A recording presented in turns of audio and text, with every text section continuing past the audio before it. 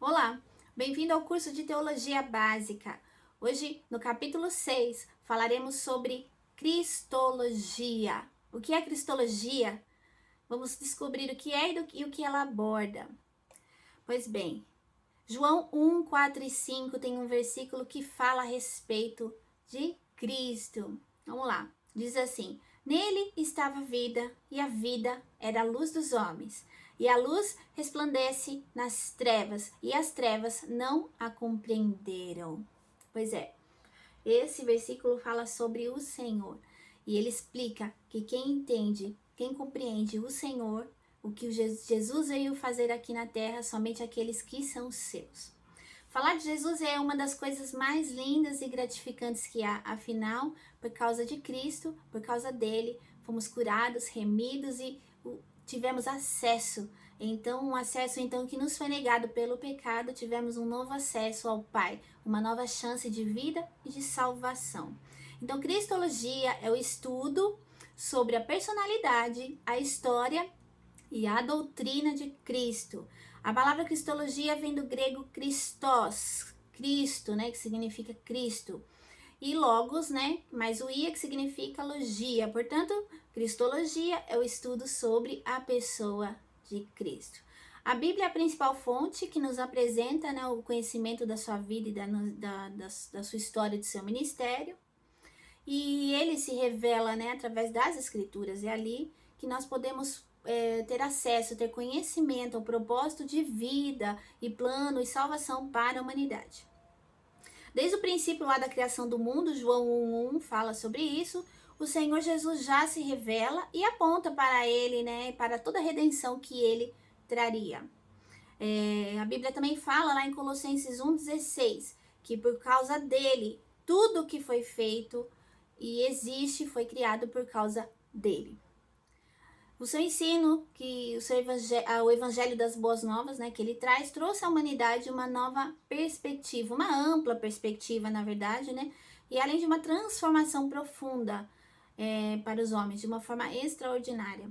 Ele abriu um caminho que antes ninguém tinha feito e também ninguém seria capaz de fazê-lo. Somente Jesus poderia ter feito esse papel, proporcionando assim para nós, né, um relacionamento com Deus. Eu disse muitas vezes e repito, a nossa mente humana ela é muito limitada para entender certas coisas. Mas, de forma objetiva e resumida, como esse curso propõe, né, nós vamos entender um pouco sobre a história do nosso Senhor, o Senhor dos Senhores. Então, vamos falar um pouco sobre a humanidade de Cristo. Efésios 1, 9 e 10 diz assim: E nos revelou o mistério da sua vontade, de acordo com o seu bom propósito, que ele estabeleceu em Cristo, isso é, de fazer convergir em Cristo todas as coisas, celestiais ou terrenas, na dispensação da plenitude dos tempos. Ou seja, o Senhor convergiu em Cristo. Tudo é dele, por ele e para ele. Então, o Senhor, sendo Deus, se fez homem, porque Jesus é Deus, se fez homem, nós já vimos sobre isso, né? No estudo anterior, nós vimos sobre a Trindade. E ao nascer na terra, ele começou a executar o plano de redenção e salvação. Quem conhece a Bíblia, né, sabe essa necessidade da vinda de Jesus. Por que Jesus veio? Houve uma necessidade. O homem pecou e o pecado estava cada vez mais afastando o homem de Deus. Então, o Senhor, pelo seu amor, a sua graça, ele fez essa promessa de vida e restauração e reconciliação através do seu ungido, né, o Messias. E o profeta Isaías profetizou a respeito. No capítulo 6 de Isaías, versículo 9, fala assim, um versículo muito conhecido, na qual o profeta profetizou a respeito desse plano que o Senhor teria de reconciliação com o povo, né, dele com o povo. Diz assim: porque um menino nos nasceu, um filho nos foi dado, e o governo está sobre os seus ombros. E ele será chamado Maravilhoso, Conselheiro, Deus Poderoso, Pai Eterno e Príncipe da Paz. Então, o bebê Jesus, ele foi gerado, né, pelo Espírito Santo. Mateus 1:23 fala isso, toda a história, né? E ele nasceu com o propósito, salvar a humanidade. E todo o decorrer da história dele foi planejada por Deus, a fim de que tudo fosse suprido. A Bíblia relata lá no Antigo Testamento pelos profetas como seria isso. Quem conhece a Bíblia sabe que há profecias acerca dessa reconciliação, do como seria o nascimento, como seria a morte, a concepção, a morte, até a ressurreição dele. E no Novo Testamento conta, né, como que ele passou a vida, desde a sua concepção até um pouco da sua infância, até os seus primeiros passos, né, no ministério e todos os seus ensinamentos. Como humano, Cristo cresceu sujeito à obediência dos seus pais terrenos, né? José e Maria. Lucas 2,40 fala que ele foi um garoto que obedeceu em tudo, obediente em tudo. Como todo filho deve ser, né? E ele viveu assim, se relacionando com as pessoas, né? A Bíblia não descreve muitos momentos de sua vida. Um pouquinho da sua infância, e depois ele já tá, mas fala que ele não pecou e foi obediente em tudo. Então ele cresceu assim, se relacionando e interagindo com as pessoas, né? Jesus entendia as dores, trazia a elas, né, uma nova perspectiva de tudo. Quem o conhece por seus ensinamentos, por suas palavras, sabe, e pelos seus atos, né, que ele trazia sempre o novo, né, mesmo quando ele não era muito bem aceito, né, por confrontar, né, a maldade humana e o seu estilo de vida. Lucas 2, 47 e 50 fala sobre isso.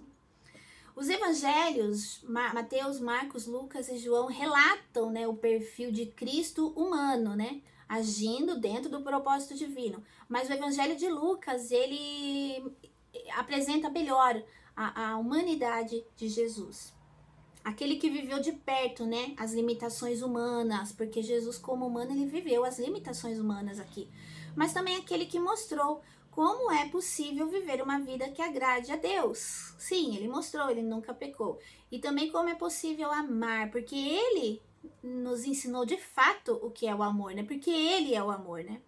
E ele nos ensinou a transmitir esse amor ao próximo. O Verbo vivo se fez carne na sua humanidade, né, enquanto esteve aqui na Terra, e o seu corpo humano foi sujeito às coisas da natureza humana. Como eu falei, sendo homem, ele se sujeitou teve limitações humanas, né? Porque nós somos limitados. E ele foi composto como todo e qualquer homem da época, ou seja, ao vir ao mundo, Jesus se sujeitou às condições da vida humana, principalmente se sujeitar a um corpo, né, humano limitado. Ele, Deus, se sujeitou, né?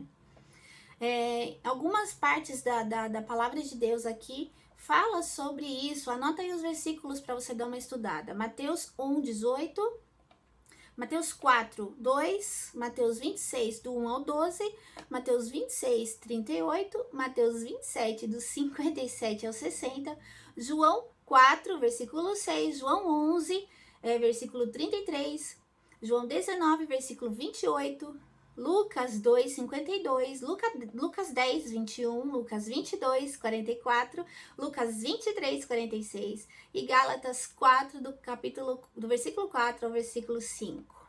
Apesar de ter sido homem, né, sujeito ao pecado, nascido na carne, né, ele nunca pecou. Como eu falei, ele mostrou que dá para viver uma vida santa que agrade a Deus. Através da justiça de Deus, ele, como homem, venceu. E era necessário, né, que ele pagasse essa dívida, uma dívida deixada pelo pecado humano. Como eu falei, só alguém como ele poderia fazer isso. O homem pecou, né, se separou de Deus. O pecado entrou através de um homem, né, Adão, e a vitória, a nossa vitória, veio por meio de outro homem, Jesus Cristo. Romanos 5,12 fala isso e 18, 19 também. Ele é o único mediador entre Deus e o homem é Cristo único, não há outro. Portanto, somente um humano, um mediador humano, né, como ele, poderia conhecer e entender a natureza humana em suas falhas e viver ela em sua plenitude através de uma conduta exemplar. Então, Jesus Cristo, o verdadeiro Deus, ele é Deus, e o homem perfeito, porque ele se fez homem humano, ele tornou-se carne para suprir a necessidade da humanidade. Então não há nada que você passe, que qualquer um de nós passe, que o Senhor Jesus não compreenda. Ele foi servo, veio para servir e humilhou a si mesmo, obedeceu em tudo e foi morto. Filipenses 2, 7 e 8 fala sobre isso.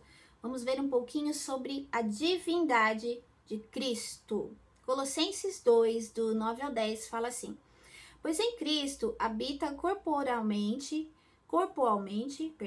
toda a plenitude da divindade. E por estarem nele, que é o cabeça de todo poder e autoridade, vocês receberam a plenitude. Aqui é na carta de Paulo aos Colossenses, ele está falando, ó, por estarem em Cristo, vocês também vão receber a plenitude que ele conquistou. Então, a divindade de Cristo, ela é ensinada na Bíblia. Vamos conferir aqui alguns versículos que falam sobre isso, a divindade, né? Mateus 1, 23, João, anota aí, João 1, do 1 ao 3, João 20, versículo 27 e 28, Hebreus 1, do 3 ao 4, Filipenses 2, do 5 ao 7, Tito 2, e versículo 13, 1 João 5, e versículo 20. Jesus é Deus. Ele mesmo conferiu, né, para si, quando ele estava aqui, ele falava isso, nomes e títulos dados somente, até então, somente por Deus, lá no Antigo Testamento. Nas aulas em que, na aula anteriores, né, nas quais a gente falou sobre os nomes de Deus, você lembra que você viu lá que tinha alguns nomes que só era mencionado a Deus, né? E, inclusive os judeus tinham até receio de falar esse nome e chamavam Deus por outros nomes. E o próprio Jesus reivindicou esse nome aqui para ele, né? Um nome que os judeus nem pronunciavam, né? O tetragrama, por exemplo, é YHWH, que significa Yahvé, né?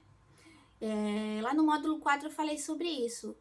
E por isso que os hipócritas religiosos ficaram irados, né? Como assim? Lá no livro de Êxodo, no capítulo 3, o Senhor se revela assim, né? E lá no livro de João, Jesus falou sobre isso. Ele se deu esse nome, né? Um nome que era usado até então o Senhor. Ele falou que ele era Senhor, os hipócritas religiosos ficaram irados, né?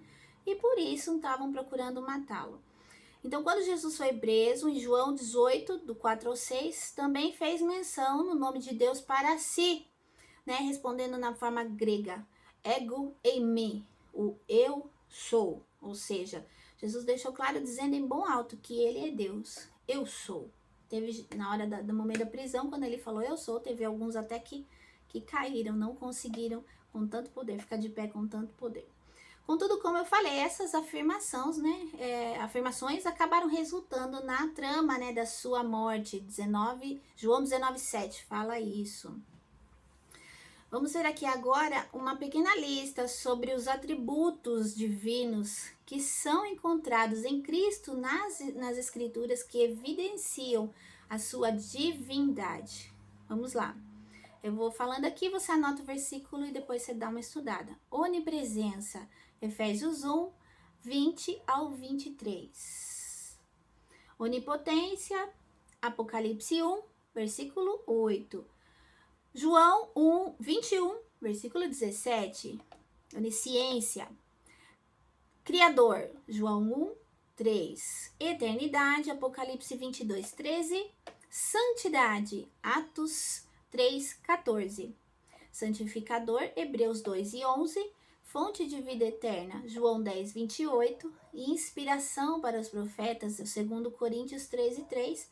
E Jesus sendo Deus, João 20, 28. Então a Bíblia nos deixa claro que o Senhor é Deus, que o Senhor Jesus Cristo é Deus.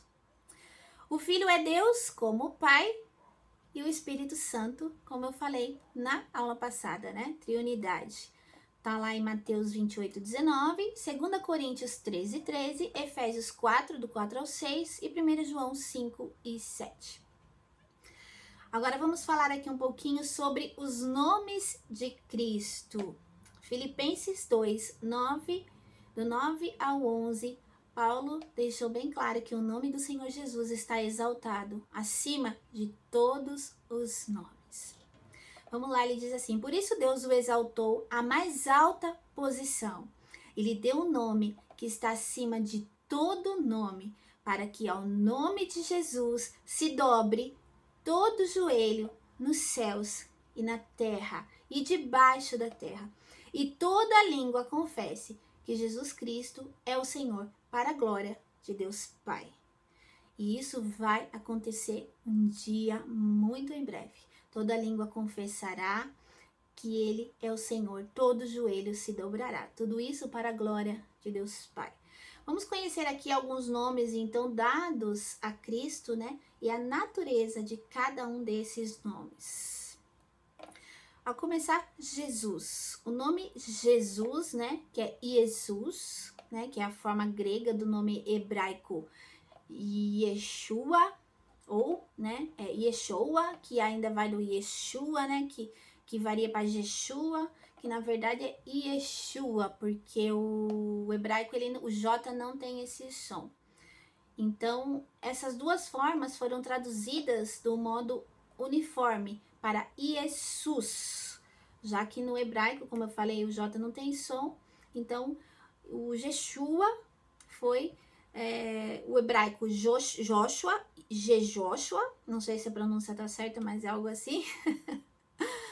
E do grego para o hebraico foi traduzido Joshua para Jeshua e Yeshua. Então essas duas formas foram traduzidas, né, de um modo uniforme para Jesus, né?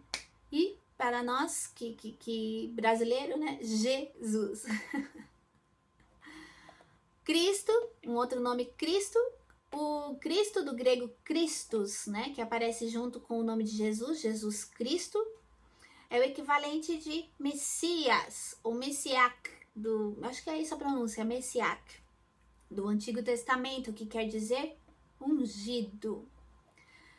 Filho do homem, outro nome aqui também de Cristo. A expressão filho do homem aparece mais nos 3 primeiros evangelhos, né? E é Jesus quem o fala, quem aplica em si mesmo. E essa referência dele indica a sua missão terrena, né? A sua missão aqui na terra. Marcos 8, 31, 10, 45, João 5, 26 e 27, João 12, versículo 23 e João 13, versículo 31. Outro nome dado a Cristo é o Filho de Deus. Ser filho de Deus, né, significa em Cristo ser homem e Deus. Então esse título caracteriza de maneira particular, né, a relação entre o pai e o filho. Lucas 1, do 30 ao 33, mostra que o anjo Gabriel revela a Maria, né, que Jesus será chamado de Filho do Altíssimo, ou seja, a filiação de Cristo é direta e agora ela vai ser encarnada, né, através do nascimento pelo ventre de Maria. E através de Cristo o mundo pôde conhecer Deus, né, como Pai. O Senhor Jesus nos apresentou Deus como Pai para todo aquele que crê no Filho, né? Todo aquele que crê em Jesus é feito filho. Outro nome, Senhor dos Senhores. O tetragrama, como eu falei em hebraico, né? YHWH, que significa Yahvé, o Senhor ou Deus, foi substituído por seu correspondente Adonai. Lembra que eu falei? Devido ao temor, né, que os judeus tinham de pronunciar o nome de Deus. Eles não falavam Yahvé, o tetragrama, eles pronunciavam Adonai em substituição, com medo de falar o nome do Senhor em vão. Então esse nome apresenta o nome do Senhor como sendo soberano, supremo, Senhor de todas as coisas que ele criou. Tá aí o termo Senhor dos Senhores. A Bíblia não deixa nenhuma dúvida que Cristo é Senhor. Lucas 1, 76 fala isso, Lucas 2, 11, Lucas 17, 5, Mateus 7, 21, Mateus 8, 24 e 25, Filipenses 2, do 10 ao 11. Cristo é verdadeiramente Senhor dos Senhores. Aleluia! 1 Timóteo 6,15 fala isso, Apocalipse 17, 14 e Apocalipse 19, 16. O próprio Deus, como eu li lá no versículo, né, de Filipenses, no início, o próprio Deus o exaltou e o coroou de glórias. Filipenses 2:9 fala isso, e Hebreus 1:3 e Hebreus 2:9 também. Mais um nome que é um nome bem conhecido, Emanuel. O nome Emanuel, que significa Deus conosco, Deus presente. Mateus 1:23 indica que Jesus Cristo, né, indica Jesus Cristo como a presença de Deus, né, do próprio Deus, perto da humanidade o tempo todo. O profeta Isaías também deu essa conotação quando falou a respeito dele lá na profecia, né? O seu nome será né, entre tantos nomes, e Emanuel. Há muitos outros nomes e títulos que são atribuídos na Bíblia. Eu citei os principais, né? Quem quiser saber mais, cabe um estudo mais detalhado, né, das escrituras para conhecer melhor. Porém, tem alguns aqui que eu vou citar só o nome e vou dar referência bíblica e você dá uma olhada lá. Luz do mundo, ele é chamado de luz do mundo em João 8,12. Também em príncipe da paz, Isaías 9,6, entre tantos nomes que o profeta Isaías atribui a ele, né? Alfa e ômega é citado em Apocalipse 1:8 e Apocalipse 22:13. Autor e consumador da nossa fé, Hebreus 12:2. O pão da vida, lá em João 6:35 e João 6:48. Ele é o noivo, Mateus 9:15. Ele é o bom pastor, João 10, do 11 ao 14. E ele é o sumo sacerdote, Hebreus 2, do versículo 17. Cordeiro de Deus, João, do capítulo 1, versículo 29. Ele é a rocha, 1 Coríntios 10, 4. Caminho, a verdade e a vida, João 14, versículo 6. Jesus Cristo é tudo. Aleluias. Eu adoro falar sobre ele. O estudo de Cristologia, a vida de Cristo, a sua importância, é uma das coisas que realmente traz significado à nossa existência. E também um rumo para nosso destino qual Deus já criou para nós, antes mesmo que a gente tenha nascido. Jeremias 1:5 fala sobre isso.